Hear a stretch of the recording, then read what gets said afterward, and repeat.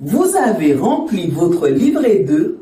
Maintenant, il y a l'oral. Rien que ce mot peut vous donner des sueurs froides. Aujourd'hui, je vous explique comment il se déroule pour que vous arriviez devant le jury préparé et pas juste stressé. Commençons par le plus important. Combien de temps ça dure et ce qui se passe vraiment. La durée totale devant le jury, c'est 2h20. Ça peut paraître long, mais c'est parce que l'épreuve est découpée en 3 temps distincts. On va les voir un par un. Concrètement, vous tirez au sort un sujet. Ce sujet décrit une situation d'intervention chez un particulier. Ça peut être l'entretien du linge, du logement, de l'aide à la personne ou encore les courses et la préparation du repas. Vous avez 5 minutes pour prendre connaissance et vous organiser. Ensuite vient 1 heure d'intervention pratique dans un espace qui reconstitue un vrai logement. Et souvent, ce n'est pas un mannequin en face de vous, mais c'est un comédien ou une comédienne qui joue un rôle de la personne aidée. Une fois l'intervention terminée, vous avez 10 minutes pour la commenter, expliquer ce que vous avez fait et pourquoi vous l'avez fait, pourquoi avez-vous fait ces choix. Le deuxième temps, c'est l'entretien technique en 50 minutes. Il se découpe en 2 parties égales. 25 minutes sur l'adaptation de votre temps dans une situation d'intervention auprès d'une personne en situation de handicap. Puis 25 minutes sur la garde d'enfants à domicile, la sécurité, l'éveil, les gestes du quotidien et les apprentissages de base. Et le troisième temps, c'est l'entretien final en 15 minutes. Concernant l'entretien final, le jury s'appuie sur votre dossier professionnel pour échanger avec vous. L'objectif, ce n'est pas de revenir sur un détail précis, mais de vérifier la compréhension globale du métier.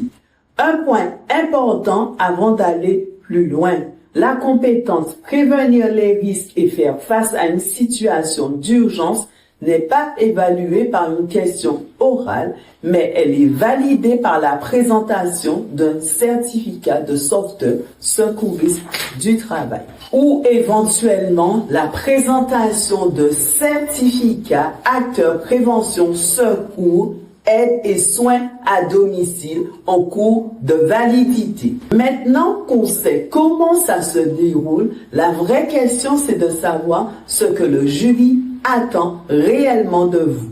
Si on regarde les grilles d'évaluation officielles, on observe presque toujours les mêmes compétences observées.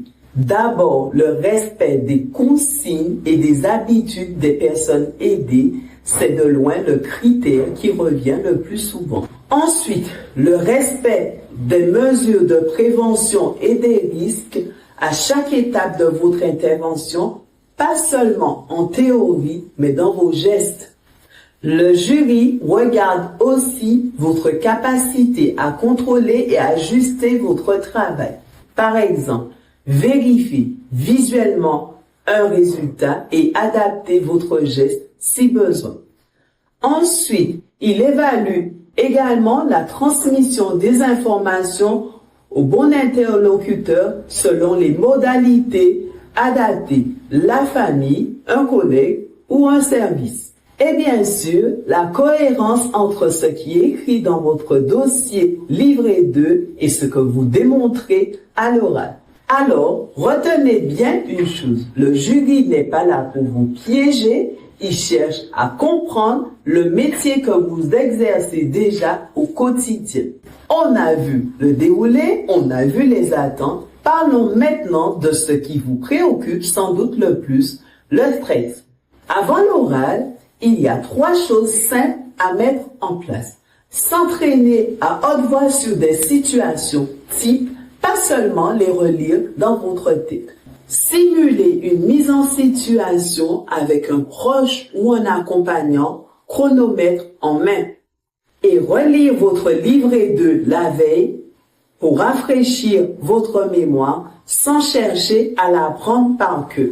Le jour J, arrivé à l'avance, ça vous laisse le temps de vous poser et de découvrir les lieux avant le début de l'épreuve. Avant d'entrer, une technique de respiration simple peut vraiment vous aider. Inspirez pendant 4 secondes et soufflez pendant 6 secondes. Et pendant l'entretien, acceptez les silences de réflexion. Prendre 2 ou 3 secondes pour formuler votre réponse, ce n'est pas un échec, c'est humain. Et si le stress monte, recentrez-vous sur le pourquoi. Vous connaissez votre métier mieux que quiconque dans cette pièce. Avant de conclure, 4 erreurs que je vois revenir souvent qu'il vaut mieux anticiper. La première, réciter le livret 2 par cœur alors qu'il vaudrait mieux le raconter naturellement avec vos propres mots. La deuxième, minimiser votre propre expérience par fausse modestie du genre « c'est normal, je n'ai fait que ». Le jury attend au contraire que vous valorisiez votre choix. La troisième, ne pas vous préparer spécifiquement aux 2 thèmes de l'entretien technique, la garde d'enfants et le handicap, même si c'est votre quotidien.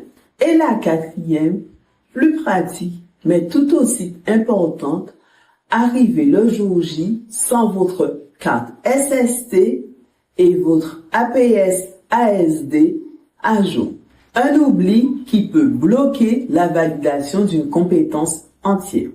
Donc, vérifiez bien sa date de validité avant le jour J. Alors, retenez ceci.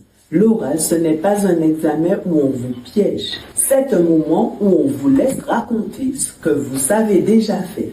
Si vous voulez être accompagné dans cette préparation, écrivez ADVF en commentaire et je vous explique comment ça fonctionne.